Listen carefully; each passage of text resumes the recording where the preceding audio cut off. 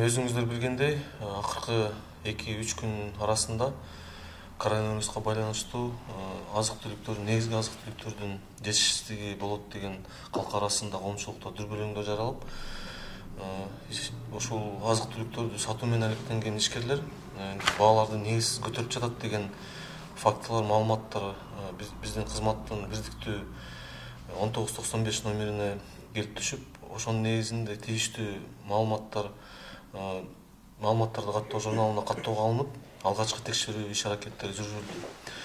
Анын ичинде айтып кетсек, 4 маалымат каттоого алынып, бир нече даректерге алгачкы текшерүү аракетин жүргүзүү үчүн тергөө топтору ордуна барып чыгып келип, ордунда кандай эмне болуп атат, негизги азык-түлүктөр кандай баада сатылып атат деген маселелерди териштирип келүү үчүн ордуна чыгуулар болду. Мисал катары айтып кетсем, Бишкек шаарынын Некрасов жана Лев Толстой көчөлөрүнүн кесилишинде он 1800-2000 сомдон сатылып атат деген маалымат келип түшүп, ордуна барып текшерүү иштери жүргүзүлгөндө, ал жерде биздин жергиликтүү өндүрүүчүлөр тарабынан чыгарылган ундар 1450 сомдон бир мешөгүнө, ал эми Казакстандан келип түшкөн ундар 1500 сомдон жогору эмес баада сатылып жатканы аныкталып, бул негизги баалардын көрсөткүчүнөн жогору болбой аткандыгы аныкталат.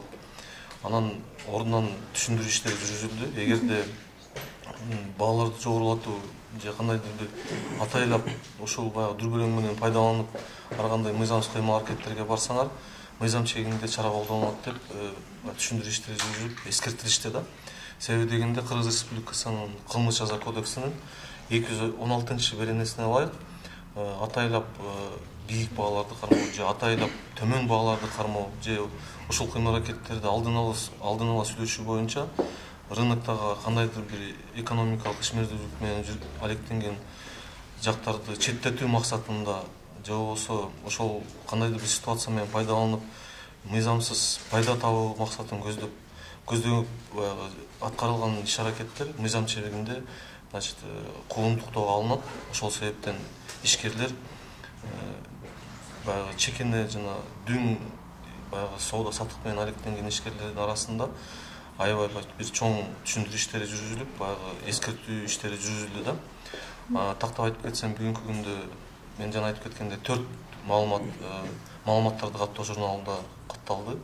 Ал эми бир маалымат болсо кылмыштардын жана жоруктардын бирдиктүү реестрине катталып, ошол жерде баягы сотко чейинки өндүрүш иши башталды. Ошол сотко чейинки өндүрүш ишинин алкагында Бишкек шаарынын Көлмө жаңы конушунда мындай баягы чоң жүк ташуучу автоунаадан унду 1800 сомдон сатып аткан жактар аныкталды. Алардан баягы контролдук сатып алуу болду. Баягы токтом чыгарылып, атайын тергөө аракети амалдары ушундай түрдө бар жаза процессуалдык кодексте. Ошонун негизинде контролдук сатып алуу болуп, баалар бир мешок ундун баасы чындыгында эле 1800 сомдон сатылып жаткан фактысы аныкталды. Бул автоунаа баягы өзүнчө баягы короого киргизилип, печаттоого алынып, бүгүнкү күндө баштапкы тергөө аракеттери башталды. Ошонун жыйынтыгы менен жүргүзүлгөн тергөө аракеттеринин жыйынтыгы менен тийиштүү процессуалдык чечим кабыл алынат да. Кандай ошондо канча факт катталды жалпысынан, анан кандай чара көрүлөт аларга? Жалпысынан мен айтып кеткендей, азыркы тапка карата 4 факт каттоого алынып, анын ичинен бирөөсү сотко чейинки өндүрүшкө алынды. Эки факт боюнча контролдук сатуулар болду. Бир жагынан биринчи факт боюнча 1800 сомдон бир мешөөгө сатылып атыптыр. Ал эми экинчи факт боюнча 1650 сомдон сатылып аткан экен да. Анан ошол фактылардын баардыгы боюнча баягы алгачкы текшерүү аракеттери жүргүзүлүп, иштин жагдайлары такталганга чейин ошол ундар печаттоого алынып, сатууга баягы жол берилген жок да. Себеби дегенде 1800 сомдон баягы жогорулатып мыйзамсыз киреше табууну көздөгөн мындай ишкерлерге карата баягы бөгөт коюу катарында бул иш-аракеттер жүргүзүлүп жатат да. Андан сырткары бул фактылар боюнча азыр мында баягы тактап айтып кетсем, жаза кодексине ылайык бул иш-аракеттер үчүн 6-категориядагы айыпка тартуу жана 2-категориядагы эркинен ажыратуу жагынан баягы санкция каралган да. 2-категориядагы эркиндигин ажыратуу деген мыйзам боюнча 2 жыл 6 айдан баштап 5 жылга чейинки эркиндигин ажыратуу жагы каралат.